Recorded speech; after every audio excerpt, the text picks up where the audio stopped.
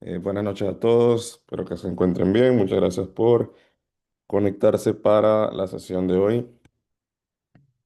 Como todos sabemos, hubo un cambio en el calendario y la sesión de lunes por temas de viajes y demás y disponibilidad se pasó para el día de hoy sobre el tópico procesar la jugada. Que dicho sea de paso, los que participaron en la sesión que se hizo por FIBA América el pasado jueves, prácticamente el mismo tema, los videos, algunos son diferentes, pero el contenido es exactamente el mismo. Tal vez los que participaron en la sesión del jueves, si por ser lo mismo o tienen otra actividad que realizar, no hay ningún problema. Eh, o los que quieren volverla a ver, a revisar el contenido que se dio también. Los que no participaron, obviamente, están acá en la sesión sobre procesar la jugada.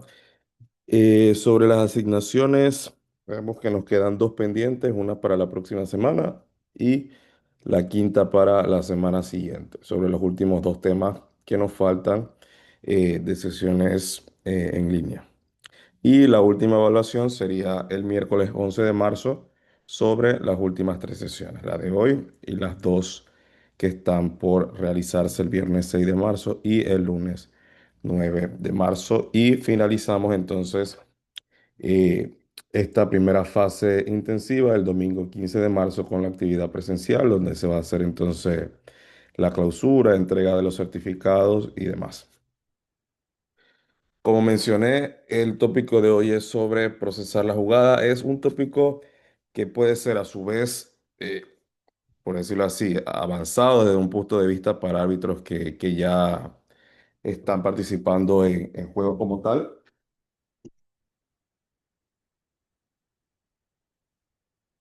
como también una referencia para los que están por empezar y tener una idea de normalmente lo que se nos está pidiendo para poder al final del día, a la hora de sancionar faltas, que son las situaciones que ocurren con mayor frecuencia en el juego y las que son más difíciles de juzgar, se puede hacer de la forma correcta y sancionar realmente lo que el juego requiere o las situaciones que el juego necesita que se sancione. Comenzamos por el concepto de falta personal, que vendría siendo un potencial contacto ilegal que puede ser cualquiera de los que la regla eh, tipifica como tipos de contactos ilegales, como carga, que cuando un jugador, por decirlo así, choca o atraviesa a otro, normalmente con el control del balón. Bloqueo, cuando alguien usa su cuerpo para impedir el avance de un oponente de forma ilegal. Uso ilegal de manos, ya sea para golpear o hacer handshake o utilizar las manos para impedir el avance de un oponente igual, o agarrar o empujar. Son los diferentes tipos de contactos ilegales. No los únicos, pero tal vez los más comunes. Ese potencial contacto ilegal, cuando no tiene incidencia en el juego, nosotros le conocemos como contacto marginal. Y es como el concepto de algo que ocurre, un contacto que ocurre, que realmente no tiene un impacto en la situación, por lo tanto, no debe ser sancionado como falta. Sin embargo, cuando ese potencial contacto ilegal tiene cierta incidencia o impacto, entonces es cuando deberíamos sancionarlo como falta personal y normalmente sancionamos al responsable del contacto. ¿Y por qué? Coloco esto al final para hacer referencia al concepto responsable del contacto, porque muchas veces tenemos situaciones en donde hay contacto, pero realmente no sancionamos a la persona que realmente lo provoca por uno u otro motivo. Entonces, siempre es importante cuando penalizamos a alguien que sea realmente a la persona que sea responsable del contacto ilegal.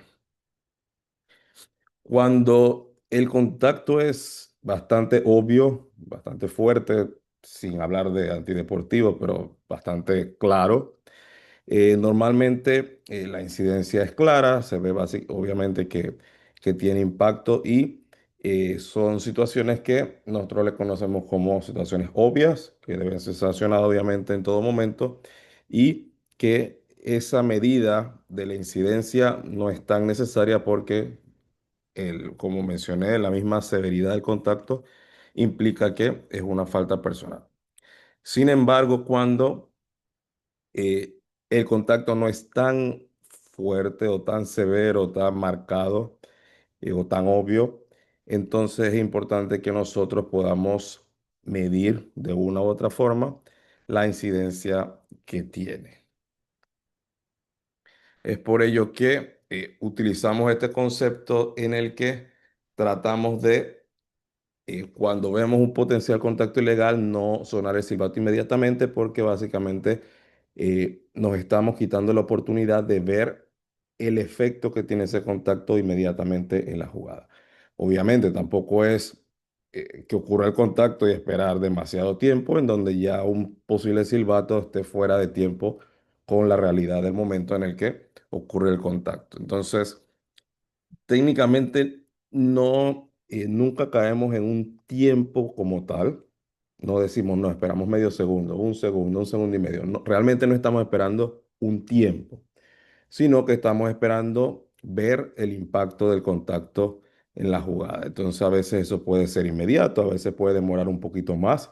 Sin embargo, tiene que estar dentro de un rango relativamente corto que la sanción vaya de acorde a el momento en el que ocurre el contacto ilegal. Vamos hoy a revisar diferentes tipos de acciones de juego. Eh, Vamos a ver 6 tipos de acciones y en cada una de esas acciones tratar de tener un concepto claro de cuándo inician, que es el momento en donde mi atención o mi alerta debe estar un poco más alta para poder estar pendiente a lo que puede ocurrir en el desarrollo, que es el momento básicamente donde posiblemente ocurra el potencial contacto ilegal y luego la finalización de esa acción, que normalmente va a depender de cómo se manifieste la incidencia de ese contacto para entonces yo decidir si sanciono o si dejo pasar. Con respecto a ese proceso para tomar decisiones, que si no me equivoco ya lo hemos conversado sobre ver la jugada, procesar o analizar lo que ocurrió, para luego entonces tomar una decisión si sanciono o si dejo pasar. En la parte de ver la jugada, vamos a ver ejemplos de potenciales contactos ilegales que pueden ocurrir en las diferentes acciones de juego.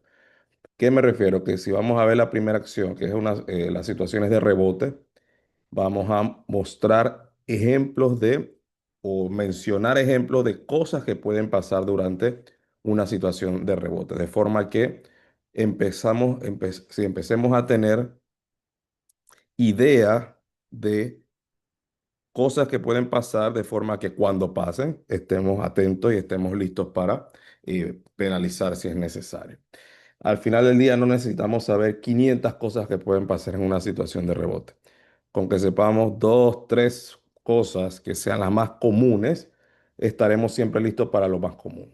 Si algún día en un juego pasa algo que no común y equivocamos, no hay ningún problema. Es algo que tal vez no va a pasar todos los días. Y si pasa nuevamente, ya tenemos, por decirlo así, la experiencia. Pero al trabajar, por decirlo así, en competencia de alto rendimiento, no se pueden tener 500 cosas en la cabeza. Normalmente siempre son las situaciones más obvias, las que pasan con mayor frecuencia y las en las que uno no debe errar, porque son obvias y se espera que siempre se sancionen correctamente.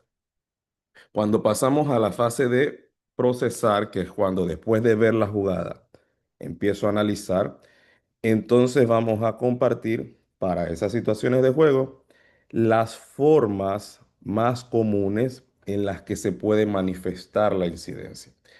¿Y qué es lo que buscamos? Que si en una situación de rebote alguien puede empujar, por ejemplo, ¿qué yo puedo esperar que pase de forma que ese empujón yo pueda decir que tenga incidencia o no en la acción?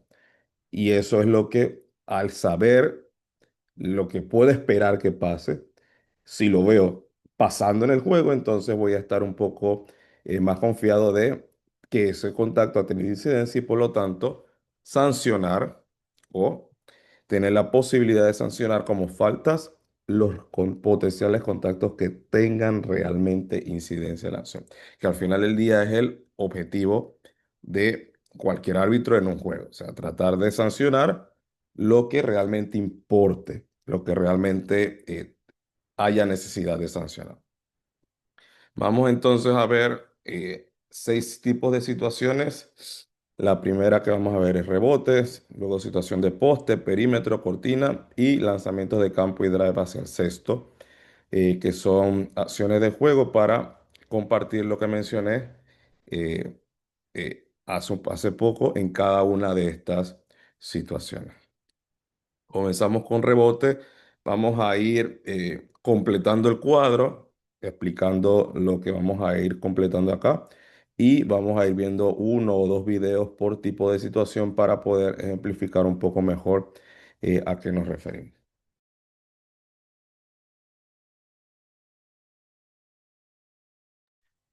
Creo que tuve un pequeño problema con el internet. Bueno, ya vamos a seguir acá.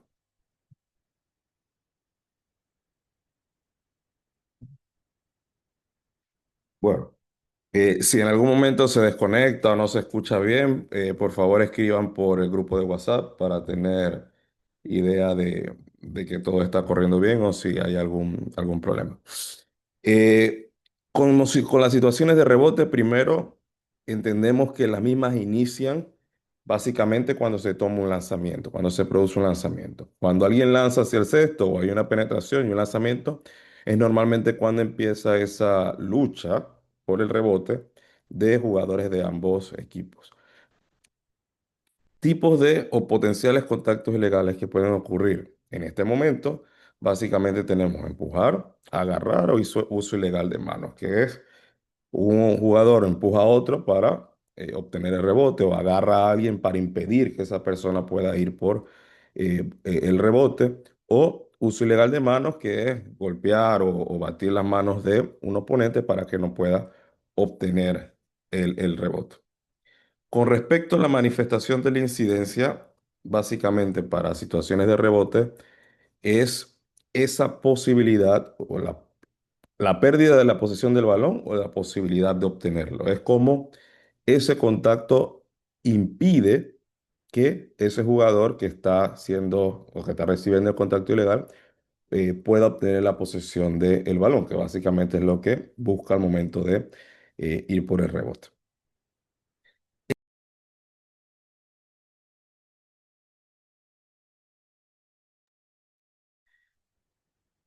Eh, Adicional a esa incidencia, también tenemos que en la mayoría de los contactos, en la mayoría de las situaciones, el árbitro puede determinar, sancionar una falta si considera que ese tipo de contacto está conduciendo el juego hacia un juego físico o un juego brusco.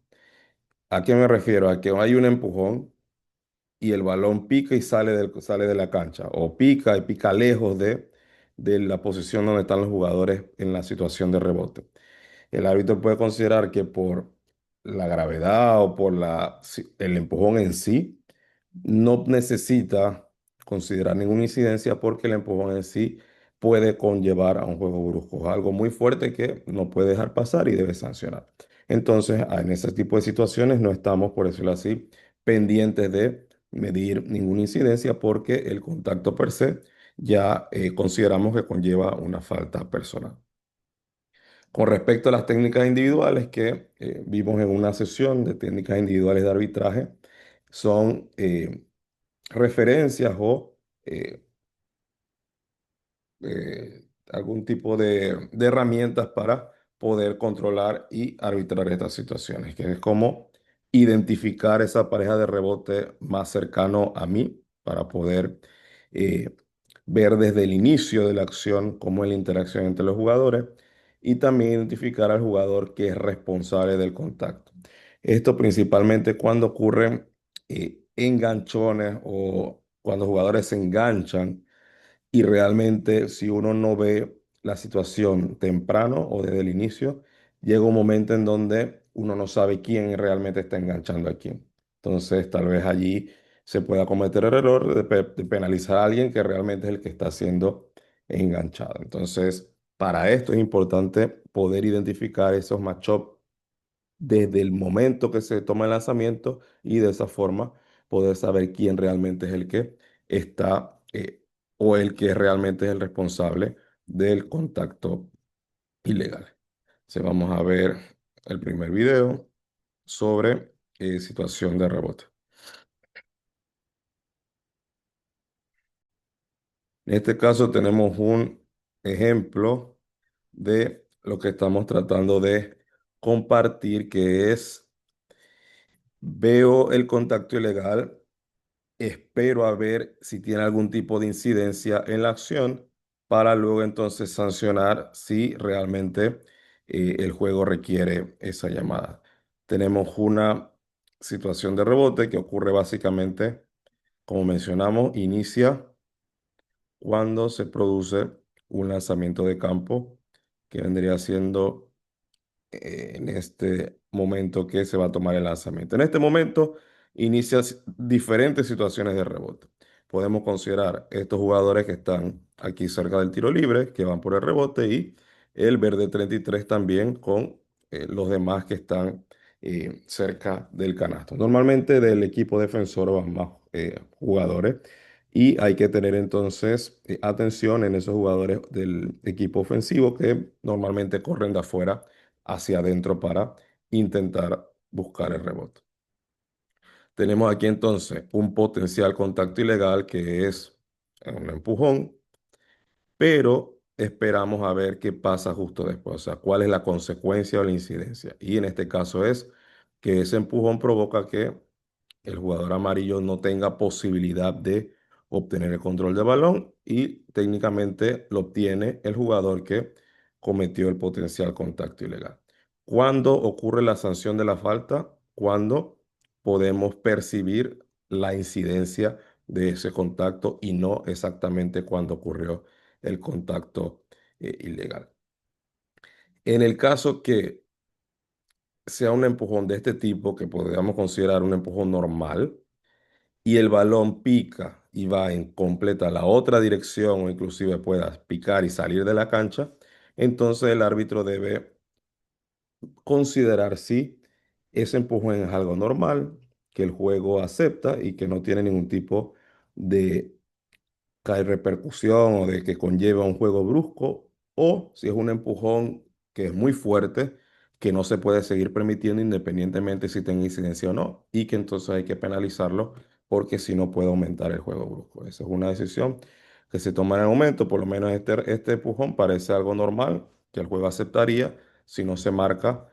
Considerándose que no tenga incidencia o que el balón vaya en otra dirección y que esos dos jugadores realmente no formen parte de esa lucha por el control del balón. Vamos ahora a el siguiente tipo de acción que vendría siendo situación de poste. Para las situaciones de poste, normalmente las mismas inician cuando empieza una lucha por posición en la pintura. A veces pensamos que la situación de poste inicia cuando el jugador o el pívot recibe el balón y es normalmente cuando empieza esa lucha por la posición y en esa lucha ya está, por decirlo así, abiertas todas las posibilidades de contactos ilegales que pueden ocurrir, tanto del jugador defensor como del jugador atacante. De parte del jugador defensor podemos mencionar empujar, uso ilegal de manos, agarrar o invadir el cilindro de su oponente. Y de parte del atacante normalmente sería enganchar o es cuando o sea, rolea y utiliza su brazo para apartar a su oponente y así abrirse el camino hacia el cesto o hacia la dirección a la que vaya. Los potenciales contactos ilegales tenemos que cuando un jugador tiene la posesión del balón, el contacto, perdón, la incidencia más clara de un contacto ilegal vendría siendo el perder la posesión del balón. Si yo tengo la posesión del balón y alguien me golpea los brazos y yo pierdo esa posesión, eso es, por decirlo así, la manifestación más clara de la incidencia. Sin embargo, El no perder el balón no significa que no haya falta. Un jugador puede seguir con el control del balón y puede haber falta personal por uno u otro motivo que tenemos acá abajo, que uno puede ser desplazarme de la posición en la que estoy o provocar que yo pierda el balance. Y naturalmente, si pierde el balance, es posible que pueda cometer una violación de caminar. Adicional, impedir la libertad de movimiento. Esto vendría siendo básicamente cuando el jugador no tiene el balón y tiene derecho a moverse por la cancha. Obviamente, siempre vamos a tener choques, contactos, que es parte del juego, pero cuando eso ya excede cierto límite es cuando podemos considerarlo como una falta personal. Igualmente, sobre las técnicas individuales que ya hemos conversado, en este caso para las situaciones de poste. Vamos a ver ahora algunos ejemplos de situación de poste. Tenemos dos.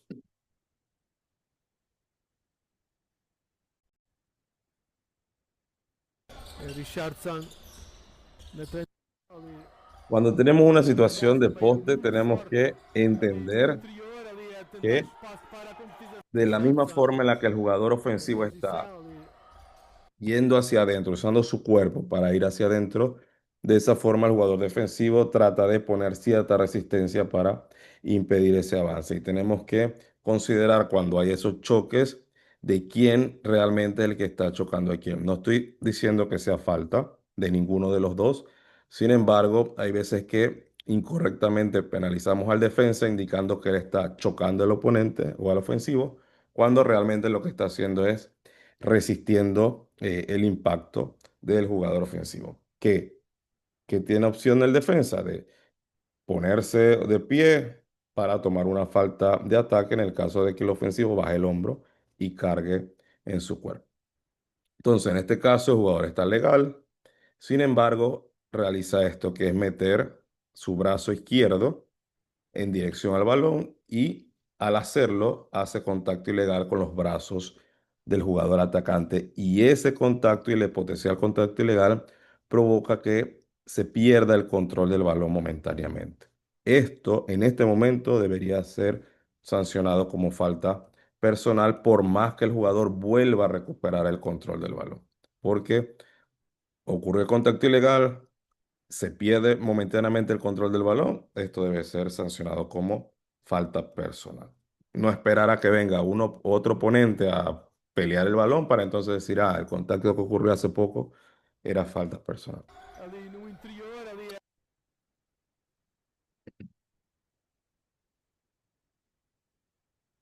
Tenemos otro ejemplo de situación de poste.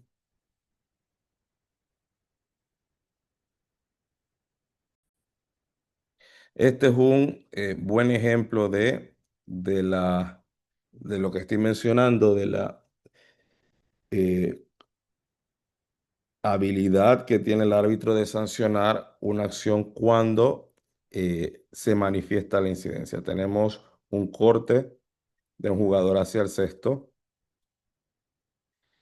tenemos un contacto, un potencial contacto ilegal que no es el más fuerte, es un contacto normal.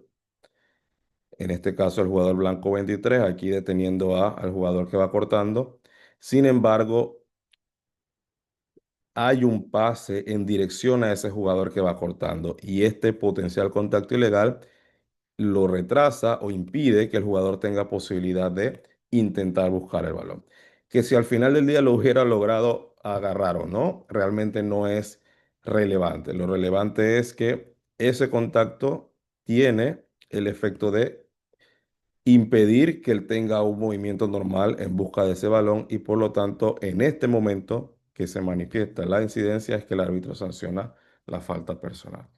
Si tenemos que ocurre el contacto pero el pase no va a ese jugador sino que va a la esquina o regresa al base, podríamos decir que este contacto, si es algo normal, se puede dejar pasar y no es necesariamente el tipo de contacto que va a provocar que el juego sea brusco. Entonces, allí es cuando decidimos si lo dejamos pasar porque no tiene de uno u otro tipo, cierto tipo de incidencia o sí es necesario marcarlo para evitar que siga ocurriendo y que conlleve a un juego brusco.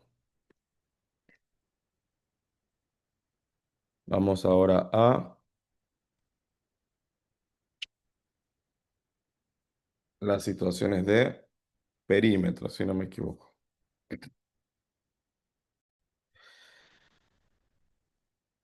Sí, las situaciones de perímetro son tal vez las más difíciles de juzgar porque realmente no se necesita gran impacto o gran incidencia para sancionarla. ¿A qué me refiero? A que eh, un contacto con un impacto mm, no tan grande puede tener la incidencia necesaria para sancionarse como falta por el efecto que produce en ese jugador que normalmente porta el balón.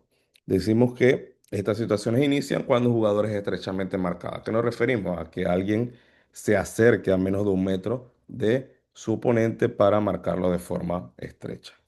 Tenemos los diferentes tipos de contacto, como handshake, que es cuando se usan las manos para tratar de detener o desviar al oponente de la trayectoria que lleva, agarrar, invadir el cilindro y por parte del atacante, igual que mencionamos en antes, la posibilidad de enganchar o utilizar su brazo para abrirse espacio de forma ilegal. Manifestaciones de la incidencia, repito, pérdida de la posesión del balón, es lo más obvio. Sin embargo, si no lo pierde, pero el oponente logra detener o redireccionar al oponente usando las manos, entonces también es una forma en la que se manifiesta la incidencia. Al igual que, como mencioné antes, desplazar al oponente de una posición o hacer que pierda el balance.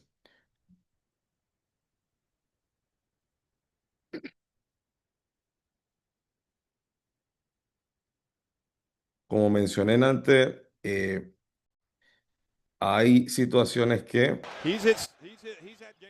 parecieran o parecen pequeñas, pero tienen un efecto en el jugador, en este caso a nivel perimetral, y deben ser sancionadas para eliminarlas prácticamente del juego. En este caso tenemos jugada en el perímetro, el jugador usa sus dos manos para, en este caso, una mano en la cintura, una mano en el pecho, para detener o para redireccionar al oponente que, producto de este contacto, resbala un poco y es, en este caso, detenido o eh, se ha provocado que el jugador vaya más lento y de esa forma se haga una defensa de una forma ilegal. Repito, no tienen que, tal vez, ese momento de duda de ¿es suficiente? Sí, ¿no? Es lo que provoca que tal vez algunas situaciones de este tipo no se sancionen cuando realmente necesitan ser sancionadas para eliminar este tipo de defensa del juego.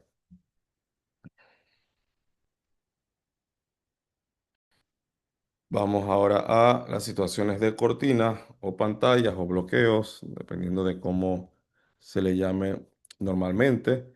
Y la misma inicia cuando un jugador se dirige a colocar una cortina. Todo ese momento, toda esa trayectoria de que el jugador sale de su posición a ir a colocar una cortina hasta que la coloca y luego rolea hacia el sexto, en el caso de que sea el caso, todo esto forma parte de esa situación de cortina y podemos tener potenciales contactos ilegales en las diferentes fases que he mencionado. Por parte del defensor, él puede agarrar, empujar a la cortina, ya sea antes o después que se establezca, de forma de hacer ver que la cortina está en movimiento cuando realmente es alguien que la está empujando o que la está agarrando. O otra forma, el defensor podría colisionar la cortina y es cuando ese jugador que está defendiendo el portador del balón corre directo hacia la cortina para dar la impresión de que la cortina está en movimiento.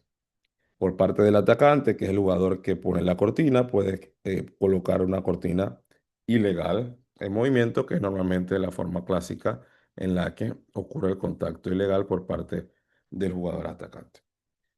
¿Cómo se manifiesta la incidencia? Uno, impedir que la cortina se coloque en el lugar propuesto. Esto es cuando la misma es agarrada o empujada antes de colocarse.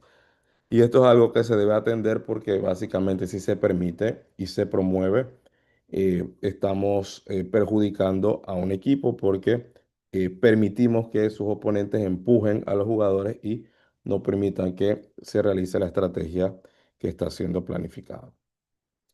Dar la impresión de que la cortina está ilegal por empujarla o la cortina ilegal, que es cuando la persona que la está colocando se mueve y evita o impide el avance del oponente de forma ilegal.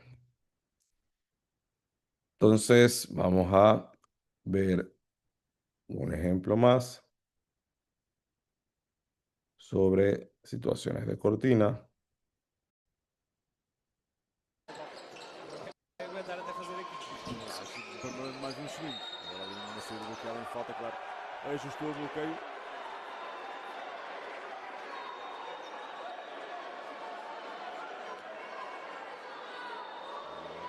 Justificaste a arbitragem concorda com a falta, mas diz que foi ali puxado para mexer no bloqueio. Falta barbada então a Entonces, tenemos fazer aqui. el corte, tenemos el jugador del equipo negro, número 25, realiza un ligero movimiento hacia atrás y hacia su derecha, justo en el momento de que está pasando su oponente, o sea, que está colocando una cortina en movimiento, y esa acción provoca que el oponente o el jugador del equipo blanco no pueda seguir defendiendo y se genera entonces un posible lanzamiento abierto por parte del jugador ofensivo. En este momento tenemos que ocurrir el potencial contacto ilegal aquí y justo después el árbitro puede medir la incidencia de ese contacto ilegal, ya que me refiero a que ese contacto ilegal está impidiendo que el jugador blanco pueda seguir defendiendo, por lo tanto tiene un impacto este contacto en la acción. Y es el momento entonces en el que el árbitro decide penalizar la cortina. Y el resumen de todo lo que hemos estado conversando en la sesión de hoy es básicamente esto. No es ver el contacto y pitar enseguida. Obviamente, si es un contacto muy grande, muy fuerte, como mencionamos, lo que se sancionan solo, ahí podemos marcar enseguida porque tiene una incidencia muy clara. Sin embargo, cuando son situaciones en el límite que no son muy grandes, muy obvias, tenemos que darnos este tiempo de ver qué pasa justo después para entonces medir si realmente hay incidencia y necesito sancionar o si no hay incidencia y puedo dejar pasar la situación. Finalmente vamos a ver las situaciones de lanzamiento de campo y drive hacia el cesto. Vamos a ver directamente drive hacia el cesto, que es básicamente el mismo concepto que los lanzamientos de campo. Y en este caso tenemos que diferentes tipos de contactos ilegales, que son ya los más normales que pueden ocurrir cuando un jugador ataca el cesto, vendría siendo uso ilegal de manos, agarrar, empujar con el cuerpo, bloqueo o inclusive contacto en las piernas. Y por parte del atacante, carga, que es cuando choca directamente el torso de un defensor o su oponente, o apartar, como hemos mencionado anteriormente. Con respecto a la incidencia, eh, siempre tenemos esa idea de una u otra forma de que eh, en algunas situaciones el árbitro espera ver si el jugador logra encestar para decir que no hay incidencia. O si no logra encestar, decir que hay incidencia. Básicamente este es un concepto que no es 100% correcto porque el hecho de que un jugador anote no significa que ese contacto haya tenido incidencia o haya impactado la mecánica de lanzamiento. O a la inversa, que el hecho de que un jugador falle no significa que el contacto haya tenido incidencia. Entonces tenemos que tener mucho cuidado con medir cuál es el impacto de ese contacto en la mecánica de lanzamiento. Si ese jugador puede hacer o ejecutó su mecánica de forma natural o normal, de la forma en la que lo hubiera hecho sin ningún tipo de contacto, o si el jugador tuvo que modificar su mecánica o se complica un poco más porque está recibiendo un contacto ilegal. Y de esa forma, encestando o no encestando, podemos tener una idea más clara de si realmente hay incidencia o no en la acción. Entonces vamos a ver los últimos eh, dos videos para tener un ejemplo más claro de estas situaciones de drive hacia el cesto que en un juego son las que ocurren con mayor frecuencia. Bem, Claude Robinson, turnover para a equipa do Galitos, vai até ao fim, Keinan e marca. Muito bem a Aquí equipa do tenemos Galitos. un robo, una Bem, transición Claude Robinson, turnover para a hacia equipa el cesto y do Galitos. vemos un potencial contacto ilegal aquí del jugador rojo 11 y un ataque hacia el cesto del jugador blanco 7. ¿Qué podemos identificar inicialmente en el video? Que ocurre el contacto e inmediatamente el árbitro sanciona la falta. Ya está levantando y haciendo la señal sin darse el tiempo de ver cómo es la finalización de la acción, o sea, cómo el jugador finaliza, en este caso, el drive hacia el cesto para entonces considerar si realmente este contacto que ocurre aquí tiene algún efecto en la mecánica de lanzamiento. Repito, no es únicamente ver si el canasto entra y decir, el canasto entró, no hay coincidencia, seguimos. O si el canasto falla, el canasto falló, hay incidencia, pitamos falta. No, es ver Keinan cómo e es marca. Muito el bem a equipa do movimiento y Galitos. la mecánica Muito del bem, Claude Robinson, jugador a para sentir que ela definir haja si carreira. realmente hay incidencia o no. En este caso pareciera que no, el jugador recibe el contacto, obviamente Passa para a frente a equipa do Galitos. Ganha por 3.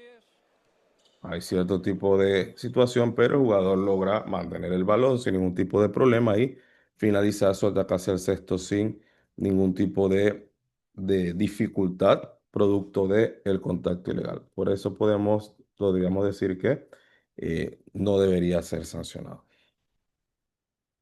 Y en el último ejemplo tenemos una situación de igual drive hacia el cesto en la que eh, el jugador que va hacia el cesto recibe igual un potencial contacto ilegal que realmente, igual que en el que hemos visto en el video anterior, no provoca ningún tipo de dificultad o ningún tipo de cambio en la mecánica de lanzamiento del jugador.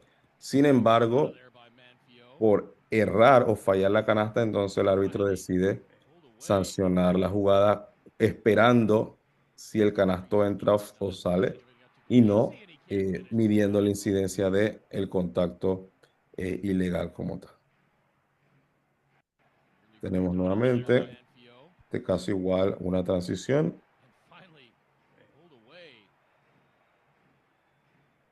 Hay un ligero contacto que es con el brazo izquierdo, el brazo izquierdo siempre está arriba, no tiene contacto con el jugador y el brazo derecho solamente pasa tocando el cuerpo del jugador desde el brazo hasta el estómago, realmente sin ningún tipo de fuerza ni de acción que impida el movimiento hacia adelante del jugador. El jugador logra finalizar su mecánica, lastimosamente falla eh, por otros temas, pero eh, el mensaje de este video es que no estamos esperando a ver qué pasa con el balón para sancionar, sino que estamos viendo el movimiento del jugador atacante de forma completa para decidir si ese contacto que vi tiene incidencia real en ese movimiento o si el jugador logró finalizar de una forma natural y normal, por lo que no debería ser sancionada la falta. Eso sería todo por la sesión de hoy. Como mencioné, nos vemos entonces el próximo viernes para la siguiente sesión y durante la semana entonces se va a compartir la actividad semanal para que puedan completar las preguntas antes de la sesión del próximo viernes 6 de marzo. Gracias por participar y nos vemos el próximo viernes y los que están también inscritos en el curso oficiales de mesa. Entonces nos vemos más tarde a las 8:45. Buenas noches.